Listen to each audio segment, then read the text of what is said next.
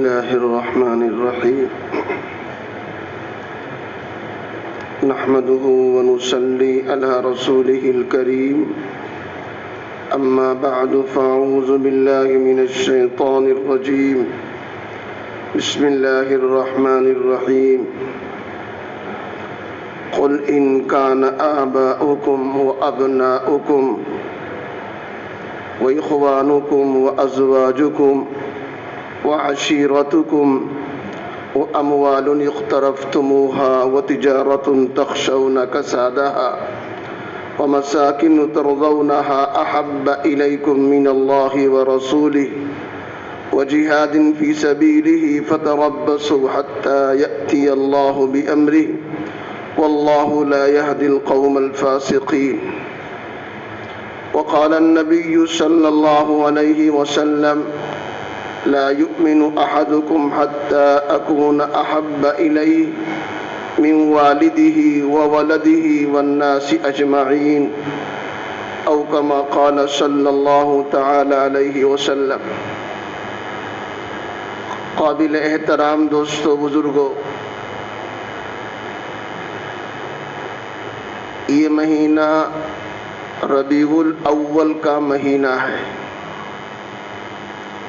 اس مہینے کے اندر سید الانبیاء والمرسلین، خلاصہ کائنات، فخر موجودات حضرت محمد الرسول اللہ صلی اللہ علیہ وسلم کی پیدائش ہوئی ہے۔ اس مہینے کی 9 یا 12 تاریخ میں آپ کی پیدائش مبارک ہوئی ہے، اور حسن اتفاق اللہ کی مرضی کہ اسی مہینے میں آپ کی ولادت بھی ہے، اور اسی مہینے کی 12 تاریخ میں آپ کی وفات بھی ہے۔ تو 9 یا 12 تاریخ میں آپ کی ولادت ہوئی ہے، اور 12 تاریخ میں اسی مہینے کی 12 تاریخ میں آپ کی وفات ہوئی ہے۔ تو ایک معنی کے اعتبار سے کہ یہ مہینہ اللہ کے نبی صلی اللہ علیہ وسلم کی تشریف آوری کا ہے، آپ کی آمد کا ہے، اس اعتبار سے یہ خوشی کا موقع ہے۔ لیکن اسی مہینے کی 12 تاریخ میں اللہ کے نبی صلی اللہ علیہ وسلم دنیا سے رخصت ہو گئے، اس اعتبار سے غم کا بھی ہے۔ پیدائش کو دیکھتے ہوئے آدمی کو خوشی کا موقع ہے، اور وفات کو دیکھتے ہوئے آدمی کے غم کا موقع ہے۔ بہرکیف ہم تو غلام ہیں، اللہ کے نبی صلی اللہ علیہ وسلم کے فرما بردار اور آپ کے تابع دار ہم جب ہی کہلا سکتے ہیں جب ہمارا عمل نبی کے طریقے پر ہو، کیونکہ یہ تاریخیں اور یہ مہینہ اللہ کے نبی صلی اللہ علیہ وسلم کی عمر مبارک میں 63 دفعہ آیا۔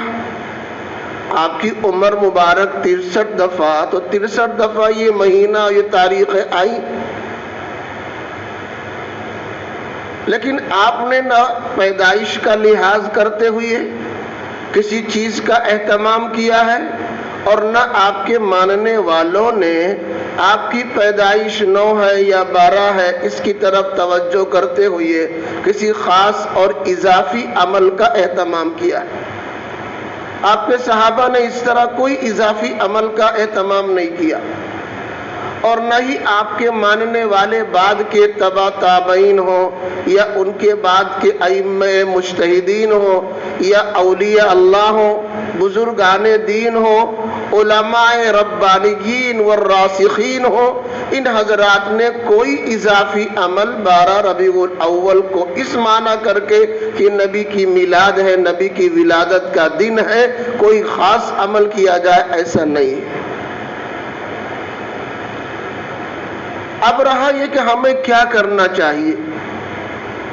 اللہ کے نبی علیہ السلام دنیا میں تشریف لائے، تو ہمیں آپ سے محبت، آپ کے اوپر ایمان لانا، آپ کی سے محبت کرنا، آپ کا احترام کرنا، آپ کی باتوں کو ماننا، آپ کی فرما برداری کرنا، یہ ہر مسلمان اور ہر امت کا فرض ہے کہ وہ نبی کو نبی مانے، نبی کا احترام کرے، نبی کی بات پر عمل کرے۔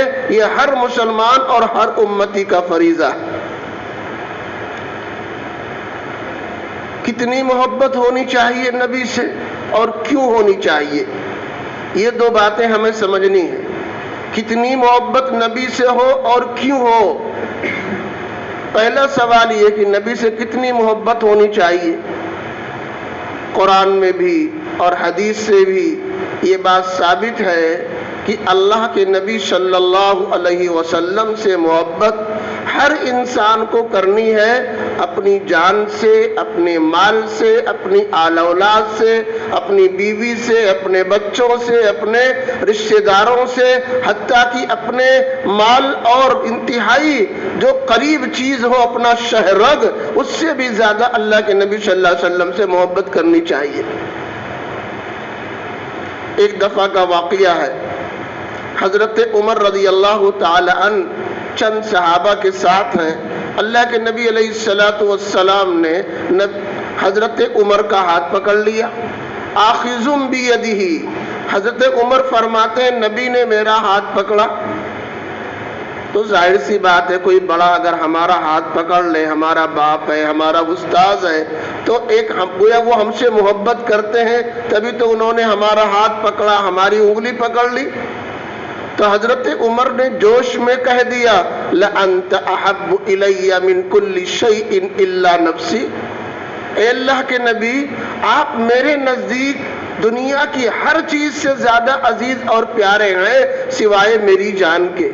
نمبر 1 پر میری جان ہے، اس کے بعد نمبر 2 پر آپ کو ہم رکھتے ہیں، ہر چیز سے زیادہ آپ مجھے عزیز ہیں۔ اللہ کے نبی علیہ السلام نے فرمایا عمر ابھی تمہارا ایمان مکمل نہیں ہے، واللہ خدا کی قسم میں کھا کر کہتا ہوں تمہارا ایمان مکمل نہیں ہے، حتی اکون احب الیک من نفسک، جب تک میری ذات تیرے نزدیک تیری جان سے بھی زیادہ پیاری نہ ہو جائے، جب تک تیرا ایمان مکمل نہیں ہو سکتا ہے۔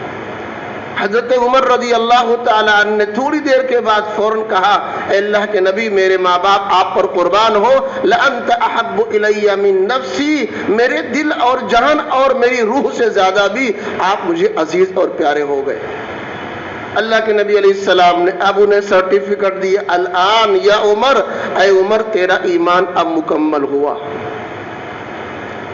معلوم یہ ہوا ہر مسلمان کے نزدیک نبی کی محبت اس کی ہر چیز سے زیادہ ہونی چاہیے۔ جب مقابلہ ہوتا ہے تب اس کا اندازہ ہوتا ہے۔ ایک آدمی تمنا کرتا ہے یا اللہ مجھے صحت مل جائے، تندرستی مل جائے، مال مل جائے، بادشاہت مل جائے، ٹھیک ہے اللہ تعالیٰ اگر مناسب سمجھیں گے تو آپ کو دیں گے، اور اگر آپ کے مناسب نہیں ہے تو اللہ تعالیٰ آپ کو نہیں دیں گے، کیونکہ آپ کے گھر میں مان لو 4 بیٹے ہیں، ایک بیٹے کو آپ نے گھر کا مالک بنا دیا، ذمہ دار بنا دیا، دکان کا مالک بنا دیا، 3 بیٹوں کو نہیں بنایا، کیوں آخر؟ کیا وہ آپ کے بیٹے نہیں ہیں؟ کیا وہ آپ کے نطفے سے نہیں ہیں؟ آپ کے گھر میں ان کی پیدائش نہیں ہوئی؟ سب کچھ صحیح ہے، وہ آپ کے نطفے سے ہیں، آپ کے گھر کے اندر پیدا ہوئی ہے، آپ کے حقیقی اور سگے بیٹے ہیں، لیکن ایک کے اندر آپ نے کوئی کمال دیکھا، کوئی خوبی آپ نے دیکھی، آپ نے یہ سمجھ لیا کہ یہ بچہ میرا ہر کام بہت مناسب انداز سے کر سکتا ہے، تو آپ نے اسے گھر کی ذمہ داری دے دی۔ دوسروں کے اندر یہ اوصاف آپ کو کم نظر آئے یا نہیں نظر آئے تو انہیں آپ ذمہ داری نہیں دی۔ یہی حال ہے، اللہ تبارک تعالیٰ بندوں کو جب دیکھتے ہیں اس بندے میں کیا خوبی ہے، کیا کمال ہے، بعض ایسے ہیں جن کو اگر اللہ تعالیٰ دے دے تھوڑا سا مال تو وہ آپے سے باہر ہو جائیں گے، وہ خالی ظلم کریں گے۔ اور بہت سے اللہ کے بندے ایسے ہیں جن کو اللہ دیتا ہے اور وہ اللہ کے شکر گزار بندے ہیں، انہیں کوئی فکر نہیں کہ میرے پاس کتنا ہے کتنا نہیں ہے۔ یہاں کسی کے پاس 1 لاکھ روپیہ آ جائے تو وہ صاحب بالکل آپے سے باہر، اور بہت سے افراد ایسے ہیں جن کے گلے میں اور جگہ جگہ ان کا 1,50,000 پڑا رہتا ہے، پھر بھی کوئی خاص فرق نہیں پڑتا۔ تو مالدار ہونا اور غریب ہونا اللہ سمجھتا ہے کس کے لیے کون سا حال مناسب ہے، اس کو اللہ اس حال میں رکھتا ہے۔ اور یہ نہیں سوچنا چاہیے کہ اللہ نے مجھے نہیں دیا تو میرے ساتھ کوئی ناانصافی ہے۔ اگر اللہ نے دیا ہے تو وہ اللہ کا احسان ہے، اور اگر اللہ نے نہیں دیا تو یہ اللہ کا عدل ہے۔ ہم جب پیدا ہوئے تو خالی ہاتھ تو پیدا ہوئے، اپنی ماں کے پیٹ سے ہم کیسے پیدا ہوئے؟ مال لے کر آئے تھے؟ ہم تو ننگے تھے، نہ پیر میں جوتا چپل ہے، نہ سر پہ ٹوپی اور کپڑا ہے، نہ بدن پر کوئی کپڑا ہے، نہ ہاتھ میں کوئی مال اور دولت لے کر کے آئے، ہم تو خالی ہاتھ دنیا کے اندر پیدا ہوئے۔ اب اگر اللہ تعالی ہمیں مال دے دے تو یہ اللہ کا احسان ہے، اور اگر نہیں دے رہا تو اللہ کا عدل ہے۔ اللہ کسی صورت میں ظالم نہیں ہے کہ نہ دے کر کے اللہ نے میرے ساتھ ظلم کر رکھا۔ اگر دے دے تو اللہ کا احسان، نہیں دے رہا تو اللہ عدل کر رہا ہے۔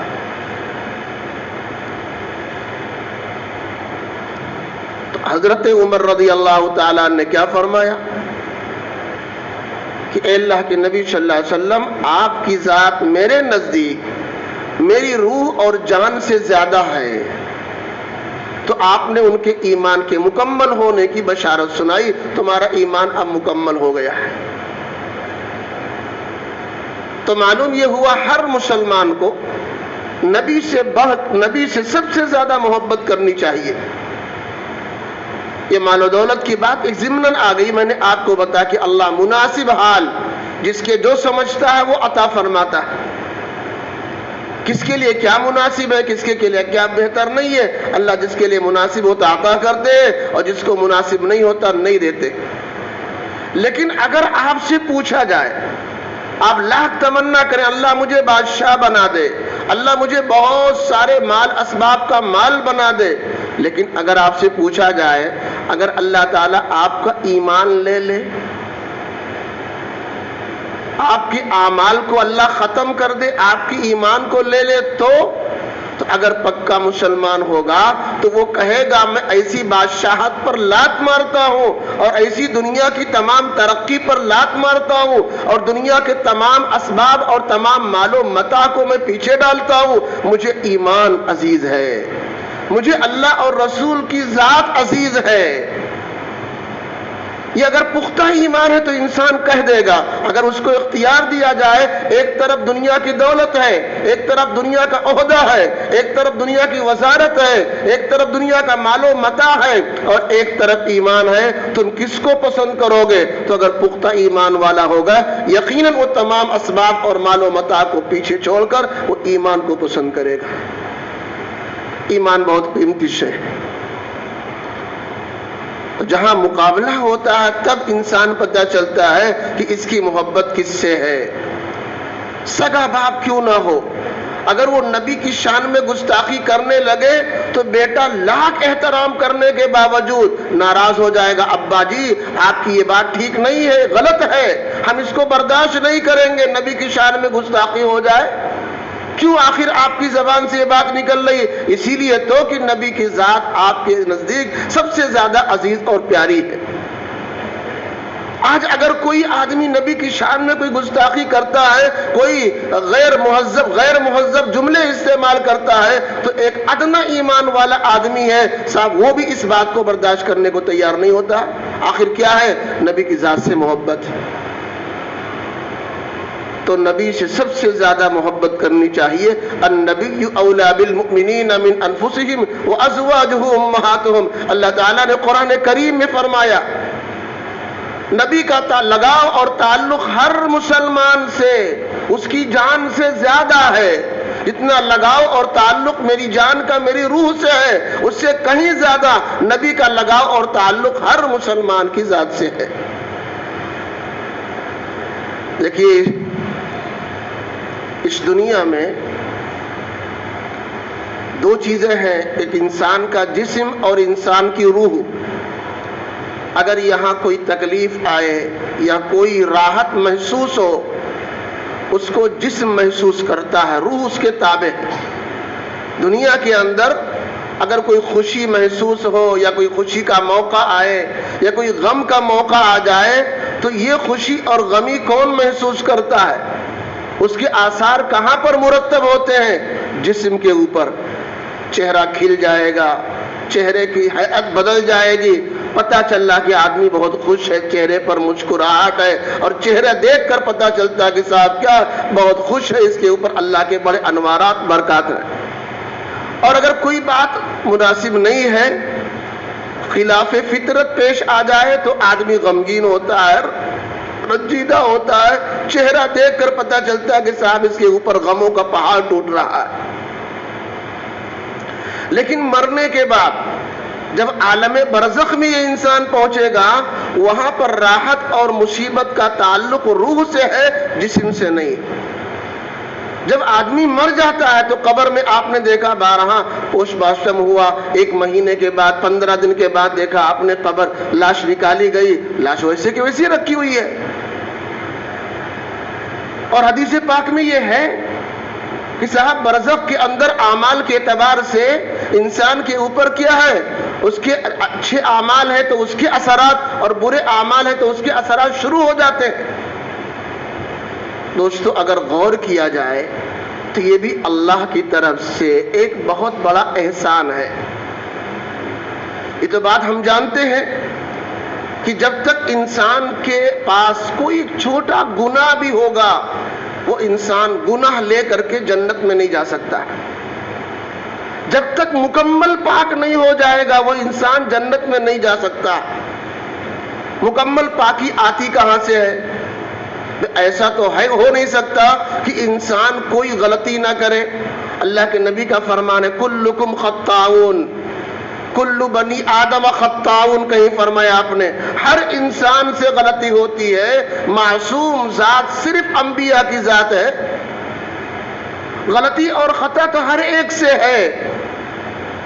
اس کے لیے اللہ تعالیٰ نے اعمال بتائے، اگر وضو کرو گے صغیرہ گناہ تمہارے جھڑ جائیں گے، ہاتھ دھو گے تو گناہ جھڑے گا، چہرہ دھو گے تو گناہ جھڑے گا، سر کا مسح کرو گے تو گناہ جھڑے گا، پاؤں دھو گے تو گناہ جھڑے گا۔ اسی طریقے سے فرمایا اگر آپ نے ایک نماز پڑھ لی، اگلی نماز پڑھی، بیچ میں جو گناہ ہوا وہ انسان کا ختم ہو جائے گا، پھر تیسری نماز پڑھی، 2 نمازوں کے بیچ میں جو گناہ ہوا وہ جھڑ جائے گا۔ اس طرح 5 نماز پڑھنے والا آدمی 24 گھنٹے میں ہونے والا گناہ اسے کفارہ بن جاتا ہے۔ اور حدیث پاک میں ہے ایک جمعہ سے اگلا جمعہ اگر انسان پڑھے تو بیچ میں جو گناہ ہوئے وہ اگلا جمعہ پڑھنے سے سارا کفارہ بن گیا۔ اور حدیث پاک میں ہے کہ اگر کوئی آدمی عاشورہ کا روزہ رکھے 10ویں محرم کا، 1 سال کا گناہ معاف ہو جاتا ہے۔ عرفہ کا روزہ رکھے 9 ذی الحجہ کا، 2 سال کا گناہ معاف ہو جاتا ہے۔ اس طرح روایتوں میں بہت سارے کیوں گناہ معاف ہو رہا ہے؟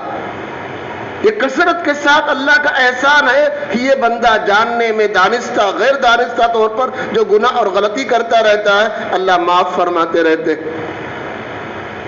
اگر اب بھی اس کے پاس کچھ گناہ ہیں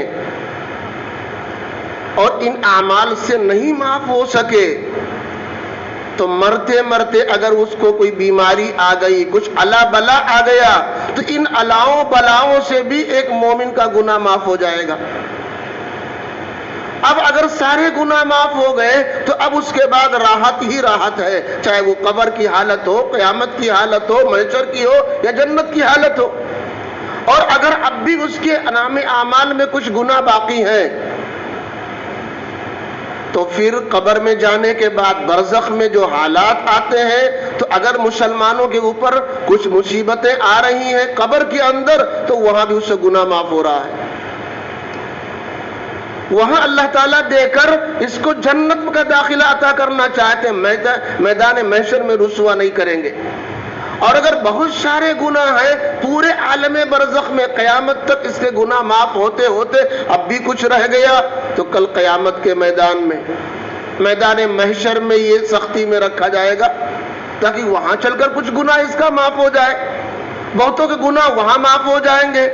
اگر صاحب وہاں بھی نہیں ہوا تو پل صراط پر پار کرتے ہوئے، بھئی یہ دنیا کی الگ ہے اور آخرت کی دنیا الگ ہے، اس دنیا سے منتقل ہو کر ہمیں آخرت کی دنیا میں جانا ہے تو اللہ تعالیٰ ایک پل بچھائے گا جس کو پل صراط کہتے ہیں، اس پل صراط پر سوار ہو کر انسان دوسری دنیا میں جائے گا۔ بہت سارے لوگ تیزی کے ساتھ پار ہو جائیں گے، بہت سارے گھوڑے کی رفتار میں، کچھ بجلی کی رفتار میں، کچھ اونٹ کی رفتار میں، کچھ پیدل چل کر کے ان کی رفتار میں، اس طرح لوگ وہاں پار ہوں گے۔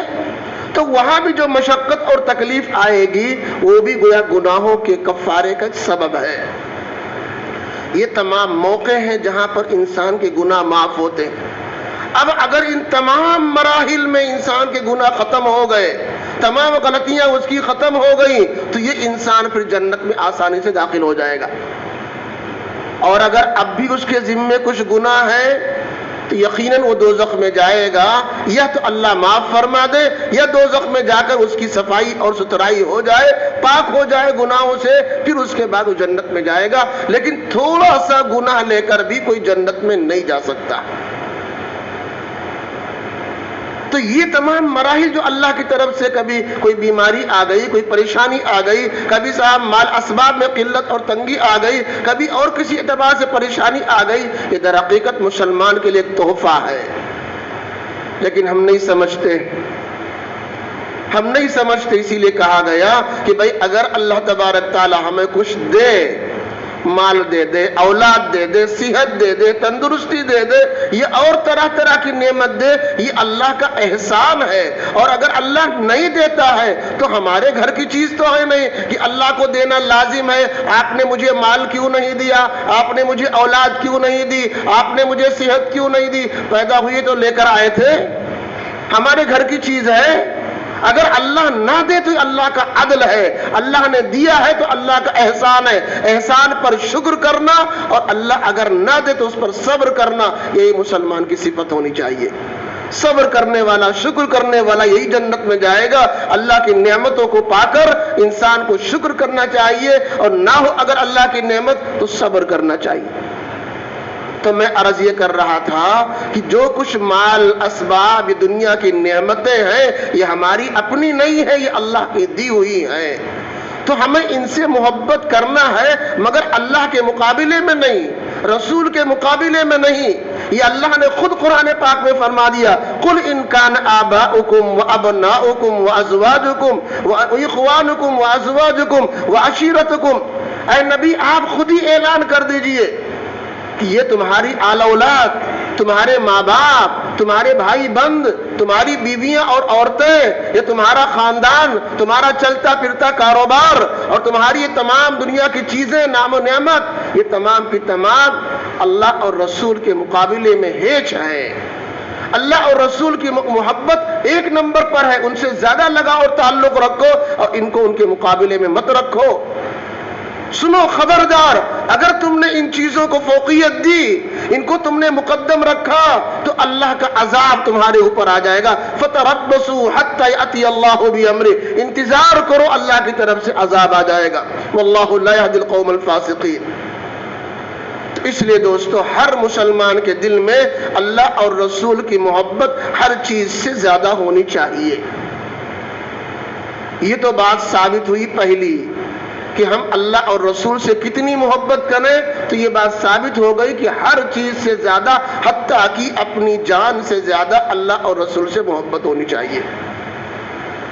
دنیا کی ہر چیز سے بڑھ کر، بیوی ہو، بچے ہو، بھائی ہو، مال ہو، اسباب ہو، دنیا کی کوئی نعمت ہو، حتیٰ کہ اپنی صحت، تندرستی اور اپنی جان سے زیادہ اللہ اور رسول سے محبت ہونی چاہیے۔ اب دوسری بات، کیوں ہونی چاہیے؟ ایک انسان جب کسی سے محبت کرتا ہے اس کی چار وجہ ہوتی۔ پہلی وجہ ہے قرابت، ہمارا کسی سے تعلق ہے، لگاؤ ہے اس نسبت پر کہ وہ ہمارا رشتہ دار ہے. بھی ہماری بیوی ہے، رشتے میں ہے اس لیے محبت ہے. میرا باپ ہے، رشتہ دار ہے، محبت ہے. میرا بھائی ہے، رشتہ ہے، محبت ہے. میرے خالو ہے، خالہ ہے، بھابھی ہے، یہ ہے، وہ ہے، ماموں ہے، نانا ہے، بھائی بھتیجا، یہ تمام پھوپھی اور نہ جانے داماد، یہ تمام جو رشتہ داریاں ہیں، اس رشتے کی بنیاد پر انسان کسی سے محبت کرتا ہے. نبی سے میرا کیا رشتہ ہے؟ نبی سے کیا رشتہ ہے؟ میں نے آیت کریمہ پڑھی، النبی اولا بالمؤمنین من انفسہم وازواجہ امہاتہم.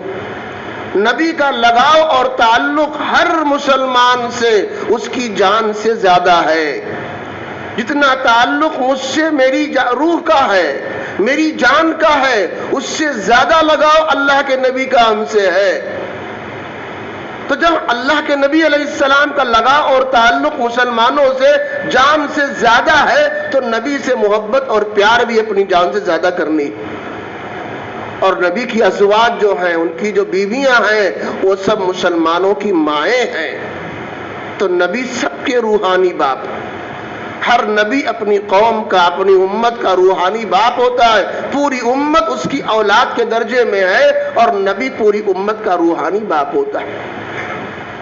تو نبی ہم سب کے باپ کے درجے میں، ان سے رشتہ ہے، تعلق، اس لیے ان سے محبت کرنی چاہیے. دوسری وجہ، کوئی انسان کسی سے محبت کرتا ہے یا تو قرابت کی بنا پر یا حسن کی بنا پر. خوبصورت ہے، آدمی کہتا صاحب میں نے یہ چیز دیکھی، دیکھتا ہی رہ گیا، بڑی خوبصورت چیز ہے، یہ مہک بہت خوبصورت ہے، یہ مکان بہت خوبصورت ہے، فلاں کا بچہ بہت خوبصورت ہے، فلاں کی بچی بہت خوبصورت ہے، ہم نے رشتہ دے دیا، پیغام بھجوا دیا. لوگ پوچھتے ہیں بہت غریب ہے، آپ نے کیا دیکھا؟ ہم نے صاحب کچھ نہیں دیکھا، لڑکی بہت خوبصورت ہے، ہمیں لڑکی چاہیے، بہو چاہیے، اس لیے صاحب میں نے رشتہ پیغام بھجوا دیا. تو کبھی خوبصورتی کی بنا پر انسان کسی سے محبت کرنے لگتا ہے. اب آپ فیصلہ کریں کہ دنیا میں نبی سے بڑھ کر کوئی خوبصورت ہے؟ نبی سے بڑھ کر دوستو کوئی خوبصورت نہیں.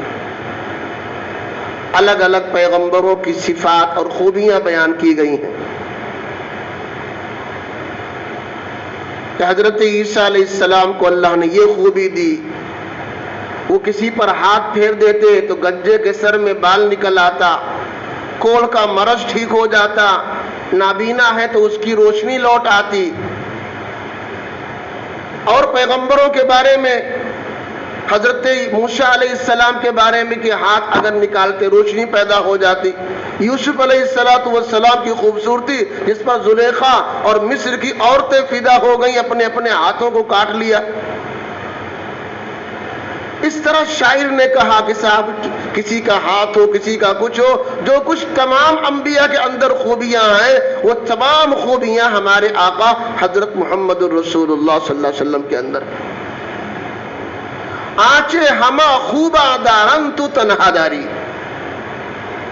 آنچے ہما خوبا دارن تو تنہا داری.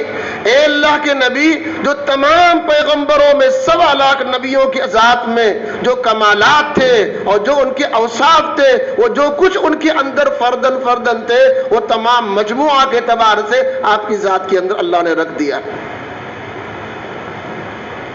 اسی لیے آپ کی تعریف کرتے کرتے شاعر اور ادبا اور تمام لوگ اپنے اپنے مزاج کے اعتبار سے جو تعریف کر رہے تھے، تعریف کرتے کرتے تھک گئے. اور یہ آ کر کے اخیر میں اپنی عجز کا اعلان کر دیا اور اظہار کیا، لا يمكن الثناء كما كان حق، لا يمكن الثناء كما كان حق. اس کے بعد کا بعد خدا بزرگ تو یہ قصہ مختصر. آپ کی تعریف، آپ کے کمالات اور احسانات کا تذکرہ کرنا کسی کے بس کی بات نہیں ہے. کہاں تک ہم بیان کریں گے. بس اتنا مختصر سمجھ لیجئے، اللہ کے بعد سب سے بڑی ذات اور ہستی اگر ہے تو جناب محمد رسول اللہ صلی اللہ علیہ وسلم کی ہے. تو اللہ کے نبی علیہ السلام سب سے زیادہ خوبصورت ہے. 2 واقعہ میں آپ کو سناتا ہوں. جابر ابن سمورہ رضی اللہ تعالیٰ عنہ صحابی ہیں، فرماتے ہیں کہ ایک دن اللہ کے نبی علیہ السلام مدینہ کی مسجد کے صحن میں بیٹھے ہوئے تھے اور 14ویں کا چاند نکلا ہوا تھا. وعلیہ حلۃ حمراء، اللہ کے نبی علیہ السلام پر ایک سرخ رنگ کا جوڑا پہنا ہوا تھا.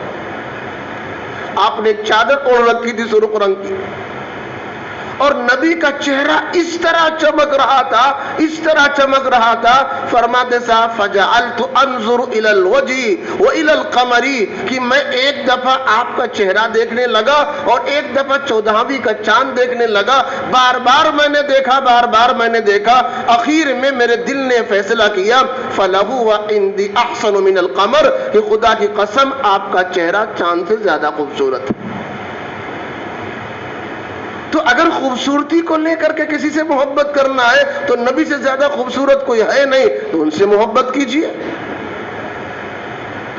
آپ کی بیوی ہے حضرت عائشہ صدیقہ رضی اللہ تعالی عنہ، فرماتی ہے میرے پاس سوئی نہیں تھی، پہلے لوگ سوئی رکھتی تھی کپڑا سینے کے لیے. فرماتی ہے صاحب میں ایک سوئی مانگ کر کے لائی. استعارت ابرتن حفصہ بنت رواحہ، ایک صحابیہ حفصہ بنت رواحہ، فرماتی میں ان سے ایک سوئی مانگ کر کے آئی. کیا مقصد تھا؟ کنت اخیط بہا ثوب رسول اللہ صلی اللہ علیہ وسلم، اس سے میں اللہ کے نبی صلی اللہ علیہ وسلم کپڑا سل دیا کرتی تھی. کہیں سے اگر پھٹ جائے، کہیں سے دھاگا نکل جائے تو ہم آپ میں کپڑا سل دیا کرتے تھے. ایک دفعہ ایسا ہوا کہ رات کا وقت اور میں سل رہی تھی، وہ سوئی گر گئی. فسقطت عن الابرہ، وہ سوئی گر گئی اور ہم نے بہت تلاش کیا لیکن وہ سوئی ہم کو ملی نہیں. اندھیرا کمرہ، چراغ روشنی نہیں، تو میں نے بہت تلاش کیا اپنے حساب سے مگر مجھ کو سوئی نہیں ملی. اتنے میں اللہ کے نبی صلی اللہ علیہ وسلم تشریف لائے. جب اللہ کے نبی صلی اللہ علیہ وسلم کمرے میں داخل ہوئے، فرماتی ہیں جب آپ صلی اللہ علیہ وسلم داخل ہوئے تو وہ سوئی آپ کے چہرے کی روشنی سے وہ چمکنے لگی اور صاحب میں نے وہ سوئی اٹھا لی. اب آپ اندازہ لگائیے کہ جس کے چہرے کی روشنی سے اتنی باریک سوئی مل جائے اس کی خوبصورتی کا کیا حال ہوگا. تو اگر حسن کے اعتبار سے کسی سے محبت کرنی چاہیے اور کوئی ہے محبت کے لائق تو میرے نبی ہیں، آخری پیغمبر حضرت محمد رسول اللہ صلی اللہ علیہ وسلم، جس سے محبت کی جائے. تو قرابت کے اعتبار سے بھی آپ ہی محبت کے لائق ہیں، حسن جمال کے لحاظ سے بھی آپ ہی کیا ہیں، محبت کے لائق ہیں.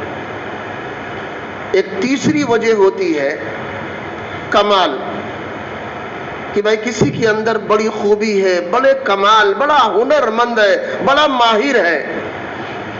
ایک ڈرائیور ہے بہت شاندار گاڑی چلاتا ہے، اس کا چرچا ہوتا ہے بھیا ڈرائیور تو فلاں ہے. ایک مکان کا ماہر ہے، بھیا کیا ہے اصل تعمیر کرنے والا اور اصل مستری تو فلاں آدمی ہے. کوئی کھانے کا ماہر ہے تو صاحب اس کو اس کا صاحب کھانا تو فلاں کا اچھا لگتا ہے. تو کوئی آدمی کسی میں مہارت حاصل کر لے تو اس کی مہارت کی بنا پر ہر آدمی چاہتا ہے یہ کام ہم فلاں سے کرائیں گے اور وہ سب کے دلوں میں چھا جاتا ہے. تو اگر کمال کے اعتبار سے بھی انسان کو انسان سے محبت ہوتی ہے تو میرے نبی کا کمال بھی سب سے زیادہ ہے، میرے نبی کا کمال بھی سب سے زیادہ ہے. چند باتیں میں آپ کو سناتا ہوں. صلح حدیبیہ کے موقع پر 1500 صحابہ عمرے کے ارادے سے گئے تھے لیکن نہیں کر سکے. صلح ہو جانے کے بعد پانی ختم ہو گیا. اب صحابہ نے آ کر کے شکایت کی، عطش الناس یوم الحدیبیہ، حدیبیہ کے دن لوگ پیاسے ہوئے.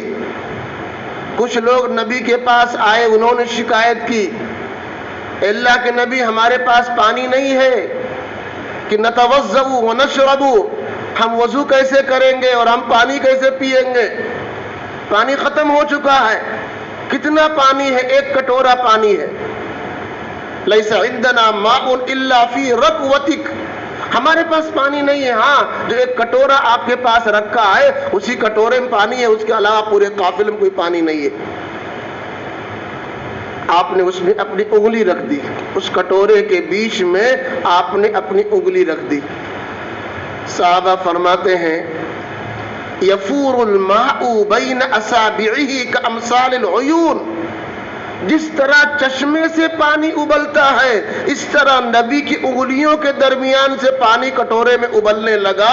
پورے قافلے والوں نے 1500 لوگوں نے اپنا مشکیزہ بھر لیا، وضو کر لیا، نہانے والوں نے نہا لیا، پینے والوں نے پی لیا، اپنے جانوروں کو پلانے والوں نے پلا لیا، سارے لوگوں کی ضرورتیں پوری ہو گئی۔ ایک کٹورا پانی کے اندر آپ نے ہاتھ رکھا اور اتنا پانی اللہ پاک نے آپ کی برکت سے وہاں پیدا کر دی۔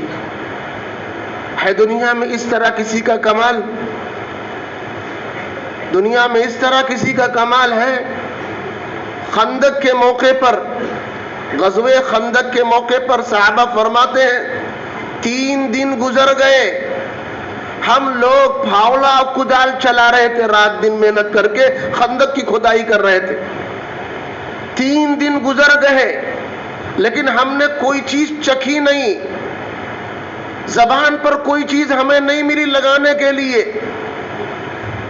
ایک بڑا پتھر کی ایک چٹان دکھی ہم کو۔ جب پیٹ خالی ہوتا ہے تو انسان کمزور ہو جاتا۔ صحابہ فرماتے ہیں وہ چٹان ہم سے نہیں ٹوٹ رہی تھی۔ ہم نے آ کر کے اللہ کے نبی علیہ السلام سے کہا اللہ کے نبی خندق میں ایک چٹان دکھی ہے، وہ ہم لوگوں سے ٹوٹ نہیں رہی ہے۔ آپ نے کہا اچھا ٹھیک ہے پھاوڑا ہمیں دو، اور آپ اس گڈھے میں اترے۔ جب اترنے لگے تو صحابہ نے دیکھا آپ کی چادر کھل گئی اور پیٹ پر 2 پتھر نبی کے بندھے۔ صحابہ کے پیٹ پر ایک پتھر اور نبی کے پیٹ پر 2 پتھر۔ یہ حالت دیکھ کر صحابہ کو برداشت نہیں ہوا۔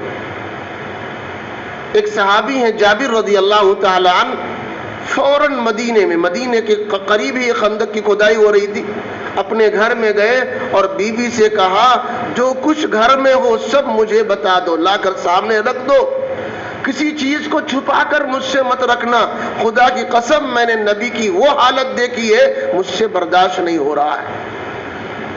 تو انہوں نے کہا ایک سیر جو ہے، ایک سا جو ہے جس کا لگ بھگ 3.25 کلو بنتا ہے، اور چھوٹا سا بکری کا ایک بچہ ہے۔ تو انہوں نے کہا کہ تم جو کو آٹا بناؤ، پیسو اس کو، اور ہم بکری کے بچے کو ذبح کر کے اور اس کو ڈیگچی میں ڈال دیتے ہیں اور جلدی سے کھانا تیار ہو جائے، ہم نبی علیہ السلام کو لا کر کھانا کھلاتے ہیں۔ خیر بیوی نے جلدی سے آٹا تیار کیا، گوندا اس کو، اور آپ نے بکری کا بچہ ذبح کر کے ہانڈی میں ڈالا، اور آپ آئے اللہ کے نبی علیہ السلام کے پاس۔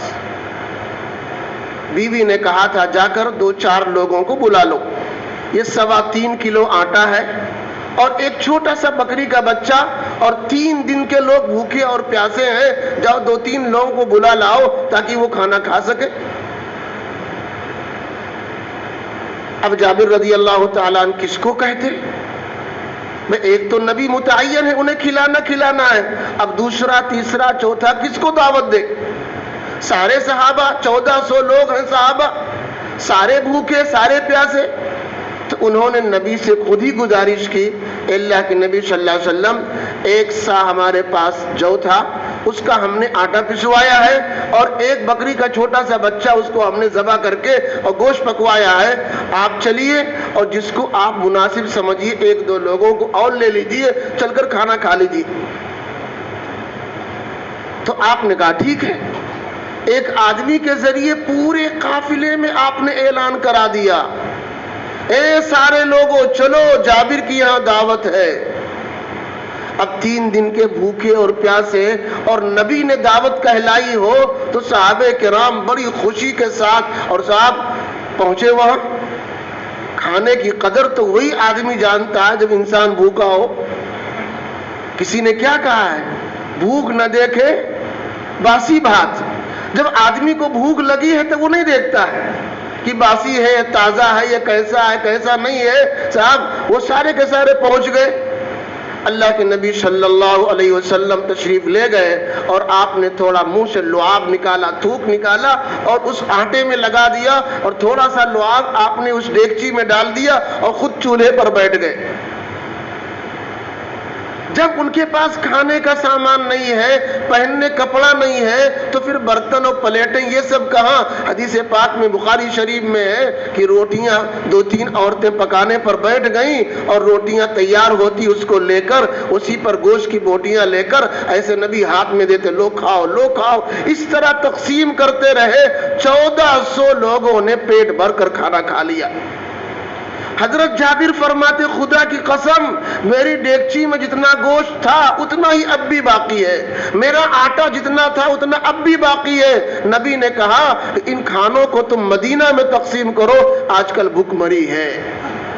یہ نبی کا کمال ہے۔ دنیا میں ایسی کوئی ذات ہے، دنیا میں ایسی کوئی ہستی جس کے اندر اتنے کمالات ہوں؟ تو دوستو اگر قرابت کی رشتہ داری کی بنا پر محبت کرنی ہے تو بھی نبی اس لائق ہے کہ انہی سے محبت کی جائے۔ حسن و جمال کے اعتبار سے محبت کرنی ہے تو بھی نبی اس لائق ہے کہ ان سے محبت کی جائے۔ کمالات کو دیکھ کر محبت کرنی ہے تو نبی ہی کے ساتھ محبت کرنی ہے۔ ایک چوتھا سبب ہے احسانات۔ اس سب جانتے کہ نبی کے بڑے احسانات اس دنیا میں بھی ہیں۔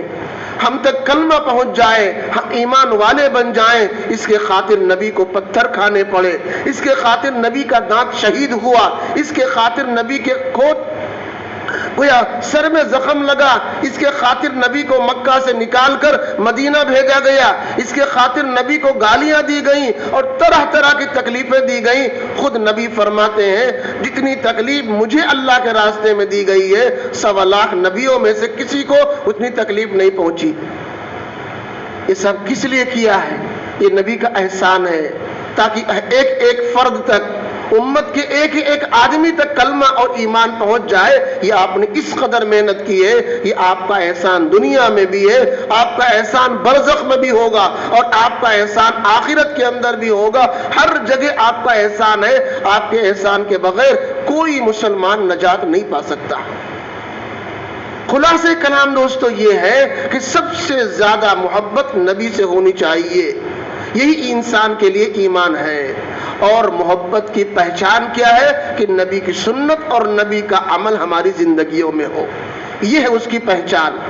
جو آدمی کہے مجھ کو نبی سے محبت ہے تو بات یہ دعویٰ ہو گیا، لیکن اب اگر اس کی زندگی میں نبی کا عمل ہے، نبی کی سنت ہے، نبی کی سیرت ہے، تو وہ آدمی سچ مچ نبی سے محبت کرنے والا ہے، ورنہ خالی زبانی جمع خرچ۔ اللہ تعالیٰ صحیح طور پر ہم سب کو نبی سے محبت کرنے والا بنائے۔